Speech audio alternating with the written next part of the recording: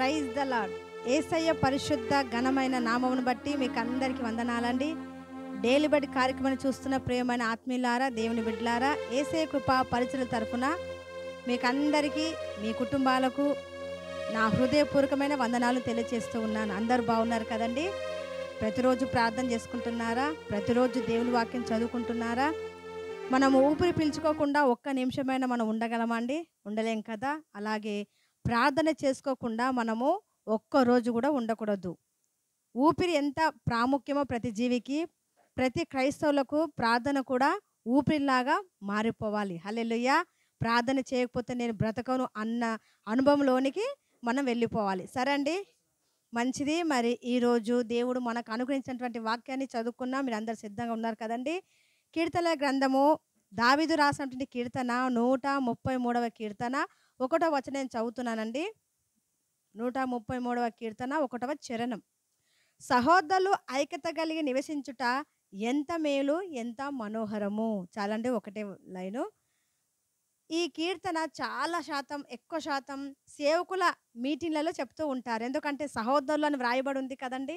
అందుకని ఇందులో చాలా సేవకులకు సంబంధించినవి ఉంటాయి. అభిషేకం గురించి ఉంటుంది, అలాగే ఐక్యత గురించి ఉంటుంది, ఆశీర్వాదాల గురించి ఉంటాయి. కాబట్టి ఎక్కువ శాతం సేవకుల మీటింగ్లలో ఈ యొక్క కీర్తనను చదువుతూ ఉంటారు, ధ్యానిస్తూ ఉంటారు. అయితే నేను ఈరోజు మరి ఈ కీర్తన తీసుకోవడానికి గల కారణం ఏంటంటే, సహోదరులు ఉంది కదండి, సహోదరుల పక్కన నేనేం పెట్టానంటే దేవుని పిల్లలు, దేవుని నమ్మినటువంటి బిడ్డలు అని నేను రాసుకున్నాను. దేవుని నమ్మినటువంటి బిడ్డల కుటుంబాలలో ఏముండాలి, ఎలా ఉండాలంటే నేనేమో రాసుకున్నానంటే, దేవుని పిల్లలు ఐక్యత కలిగి నివసించుట ఎంత మేలు, ఎంత మనోహరము కదండి. అన్యులను గమనిస్తే, లోకస్తులను గమనిస్తే ఎలా ఉంటారండి? చిన్నదానికి గొడవలు పడుతూ ఉంటారు. మనం ఎన్నో చూస్తూ ఉంటాం కదండి. ఆస్తి తగాదాల విషయంలో, పంపకాల విషయంలో ఎంతో కొట్టుకుంటారు కదండి. ప్రాణాలు కూడా పోయిన సందర్భాలు కూడా మనం విని ఉన్నాం. వాళ్ళు లోకస్తులు. అయితే దేవుని బిడ్డలు, దేవుని కుటుంబాలలో, దేవుని నమ్మినటువంటి బిడ్డల కుటుంబాలు ఎలా ఉండాలంట? ఐక్యత కలిగి ఉండాలి. హల్లెలూయా. కలిసికట్టుగా ఉండాలి. భర్త భార్యకు, భార్య భర్త ఐక్యత కలిగి ఉండాలి. ఏ విషయంలో కూడా కొంతమంది భర్తలు భార్యలకు చెప్పారండి ప్రతి విషయాలు. స్నేహితులకు అప్పిచ్చే విషయంలో కానీ, లోన్లు ఇప్పించే విషయంలో కానీ చెప్పరు. అలాగే భార్యలు కూడా అలాగే ఉంటారు. భర్తలకు చెప్పకుండా ఏవేవో చేస్తూ ఉంటారు వెనకాల. అలా చేయకూడదు. ఐక్యత కలిగి ఉండాలి. కుటుంబాలలో పిల్లలు కూడా ఐక్యత కలిగి ఉండాలి. ప్రతి క్రైస్తవ కుటుంబాలు ఐక్యత కలిగి ప్రార్థన చేయాలి. అలా ప్రార్థన చేసిన కుటుంబాల్లో, ఐక్యత కలిగి ఉన్న కుటుంబాలలో ఆశీర్వాదం ఉంటుంది కదండి. సరే, పాత నిబంధన గ్రంథంలో ఒక కుటుంబం ఉందండి. ఒక వ్యక్తి ఉన్నాడు. 6వ అధ్యాయం ఆదికాండంలో. ఆయన పేరు నోవహు. ఎవరండి? నోవహు. అయితే అతను నీతిమంతుడును, నిందారహితుడును, అలాగే దేవునితో నడిచినవాడని అక్కడ వ్రాయబడి ఉంది. దేవుడు నోహుతో మాట్లాడతాడు. ఈ యొక్క లోకమంతా, ఈ భూమంతా శరీరులతో బలాత్కారంతో నింపబడి ఉంది. వీళ్ళ అంతం వచ్చి ఉంది. నేను వీళ్ళని నాశనం చేస్తాను.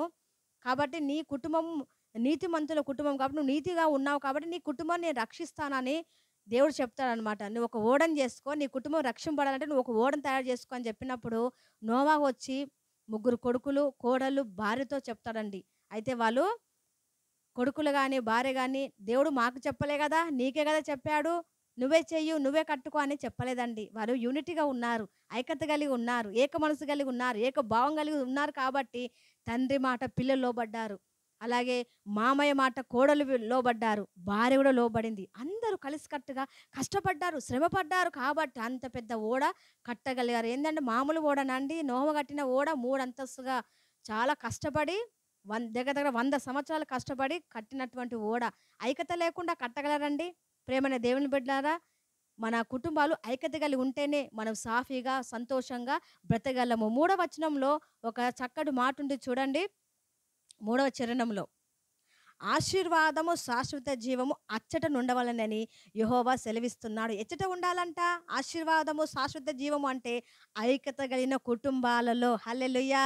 హల్లెలూయా! ఎక్కడ ఐక్యత ఉంటుందో, ఎక్కడ కలిసికట్టుగా కుటుంబాలు ఏక మనసు కలిగి, ఏక భావంతో నివసిస్తారో, ఆ కుటుంబాలలో ఏముంటుందంట? ఆశీర్వాదం ఉంటుందంట, శాశ్వతమైన జీవం ఉంటుందంట. ఈ 2 ఉంటాయంట. నిజమే గదండీ! ఎక్కడైతే ఏ కుటుంబం అయితే ఐక్యత కలిగి ఉంటాదో, ఆ కుటుంబము దినదినము వర్ధిల్లుతా ఉంటది. మాకు తెలిసిన చాలా కుటుంబాలున్నాయండి. తండ్రి మాట జవదాటని పిల్లలున్నారు.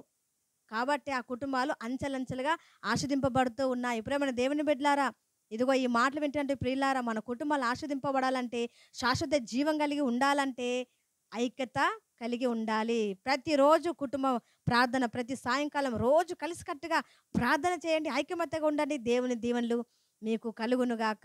ఆమేన్. చిన్న ప్రార్థన. స్తోత్రము తండ్రి, పరిశుద్ధుడా నీకు వందనాలు. ఈ డైలీ బైట్ కార్యక్రమంలో ఉదయకాల సమయంలో ప్రభువా ఇదిగో మాతో మాట్లాడినటువంటి నీ అమూల్యమైన మాటలను బట్టి వందనాలయ్యా. ఐక్యత కలిగి ఉన్న చోట 2 ఆశీర్వాదాలు ఉంటాయని మీరు తెలియజేసినందుకే వందనాలు. ఈ వాక్యాలు వింటున్న ప్రియులందరినీ దీవించి ఆస్వాదించి కృపతో నింపమని యేసు నామమున ప్రార్థిస్తున్నాము తండ్రి. ఆమేన్. అందరికీ ప్రైజ్ అలాంటి వందనాలు.